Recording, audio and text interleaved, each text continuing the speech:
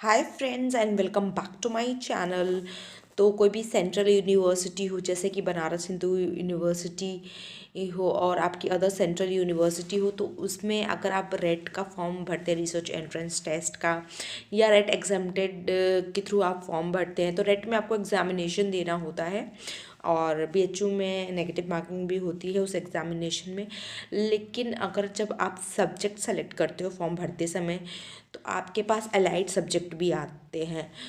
तो अगर आपको लगता है कि आप उस अलाइड सब्जेक्ट में कर पाओगे रिसर्च, तो अच्छी बात है। अगर आपको उसका टॉपिक समझ में आता है तो अच्छी बात है, नहीं तो बाद में जाके आपको डिफ़िकल्टी भी हो सकती है अगर आप वो अलाइड सब्जेक्ट चूज़ करते हो तो आप पूरी इन्फॉर्मेशन ले लेना कि आपका अलाइड सब्जेक्ट क्या है, तो उसके क्या क्या आपके जब भी आप रिसर्च कोर्स वर्क है तो उसमें क्या क्या सब्जेक्ट रहेंगे, तो आप इजीली कर पाओगे या नहीं। तो मैंने जब अपना रेट का फॉर्म भरा था तो उसमें कॉमर्स था और साथ में जो 3 ऑप्शन थे वो मुझे इकोनॉमिक्स के मिले थे।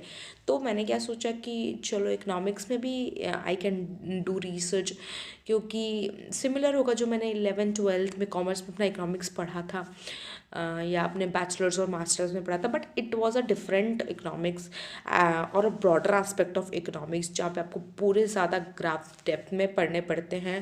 एंड इकोनोमेट्रिक्स है जो कि आपका कॉम्बिनेशन है स्टैटिस्टिक्स, मैथमेटिक्स एंड इकोनॉमिक्स का। तो आप जो भी अपना अलाइड सब्जेक्ट चूज़ कर रहे हैं तो उसको अच्छे से जान लें कि ये अलाइड सब्जेक्ट मैं चूज़ कर रहा हूँ तो ये मेरे लिए सही रहेगा कि नहीं, बिकॉज मैंने प्रोफेसर सेड कि you have to choose your core subject में ही आपको आपका रिसर्च परस्यू करना चाहिए, तो आपके लिए ज़्यादा बेटर रहता है। Because when you go for interview they will ask why you did your research in economics as allied, why not in your core subject commerce? So there can be such question about it.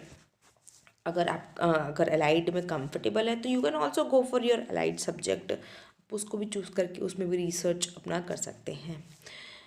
और कोई भी further detail चाहिए related to PhD and research, you can ask me in the comment section. Till then bye bye, have a nice day.